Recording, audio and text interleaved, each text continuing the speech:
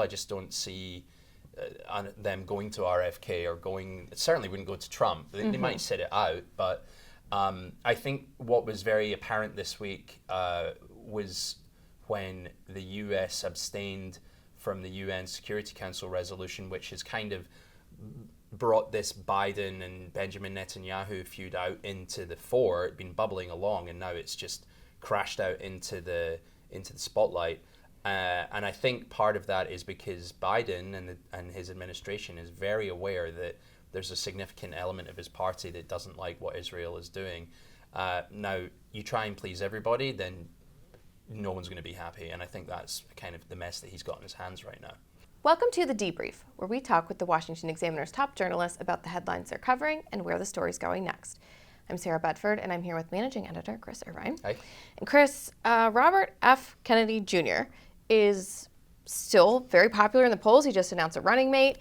He's actually one of the highest polling, I learned this from our own W. James A. until the third, one of the highest polling independent candidates in 30 years. Wow. What is behind his appeal? I'm still trying to figure that one out myself, and I've been talking through it, trying to kind of figure out in the polling.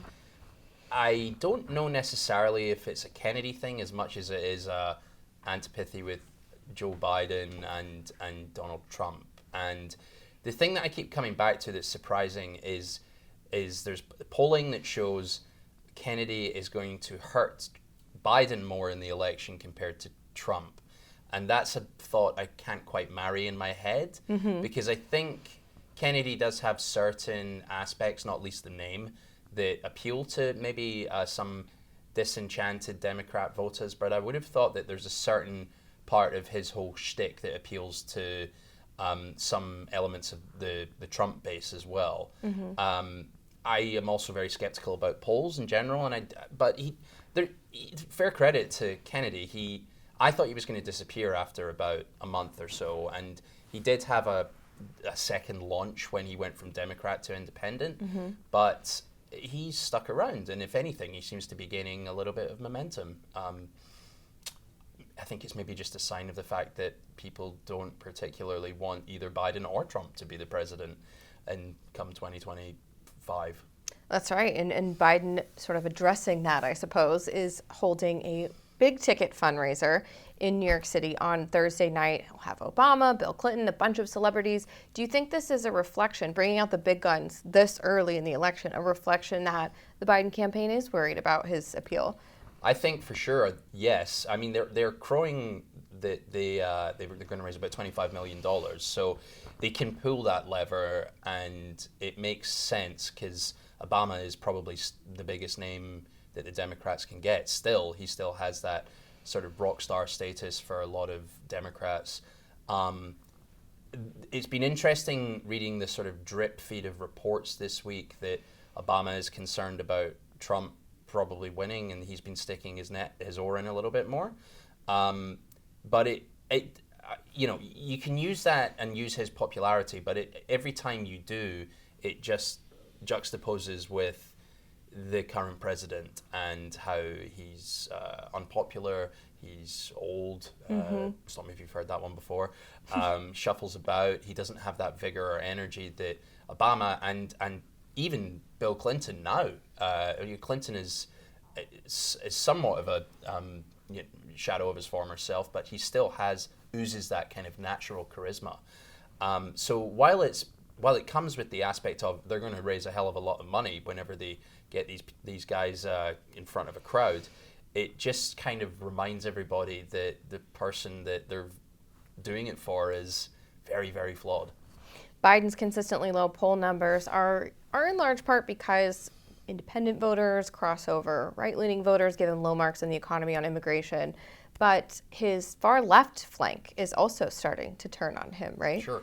Yeah, and this is obviously a lot of this has to do with the Israel-Gaza conflict, where there's the far left elements of the party who have made it clear that they don't like what Israel is doing. They feel that they should be held to account.